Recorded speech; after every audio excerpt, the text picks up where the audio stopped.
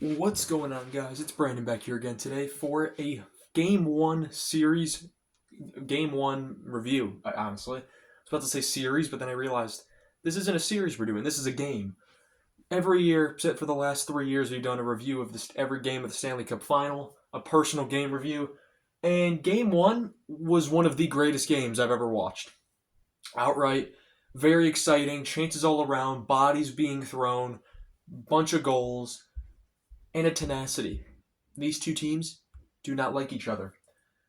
Edmonton takes game one of the 2025 Stanley Cup Final. They win this one 4-3 in overtime. And we'll get into the goals, we'll get into the penalties, all the stats, and a bit of history as well. So last year, Florida won 3-0 in game one, and they were on home ice. This time, Edmonton comes out. They're down 3-1, and they end up pulling it off with the OT comeback victory. They lead the series 1-0. In the first period, it doesn't take long to get started. A minute and 6 seconds in, it's a frenzy as Leon Draisaitl picks up a rebound. Eighth of the playoffs from Kapanen and Wallman to make it 1-0. 9-11, Florida responds with a goal on a delayed penalty, which is challenged for goaltender interference. It's Bennett's 11th of the season, or 11th of the playoffs from Verhaeghe and Tkachuk, 1-1. Edmonton challenges for goaltender interference.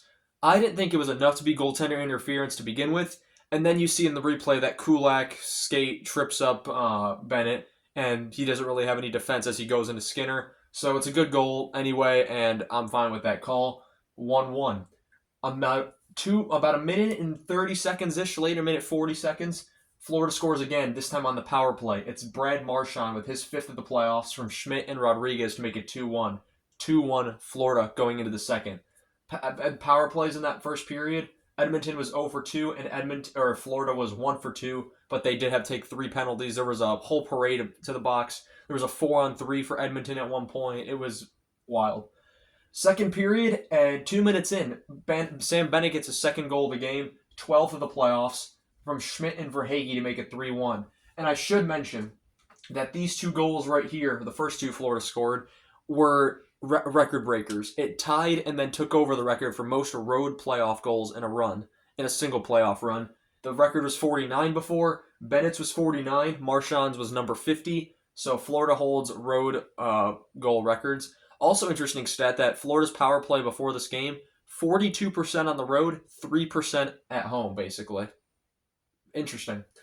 So yeah, Bennett scores his 12th of the playoffs from Schmidt and Verhaeghe, and it's 3-1 Panthers, and it looks like this game's getting out of hand.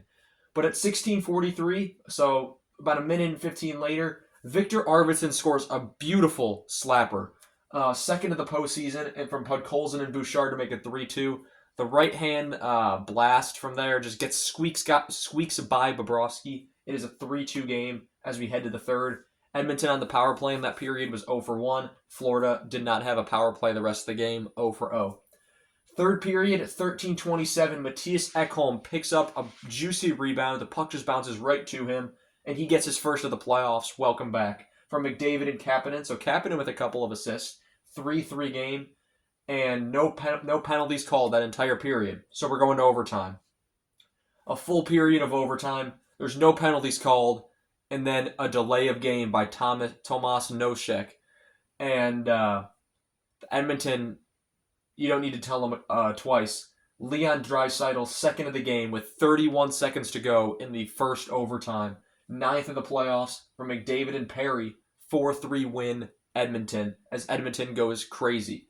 Skinner saves 29 out of 32. Bobrovsky, 42 out of 46. Both goalies were spectacular in this game, I'll say that.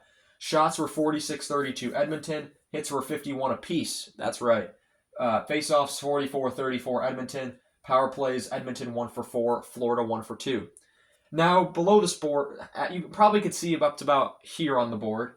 I got the last 10 Cup winners on the board right here, and each one says whether or not they've won or lost game one.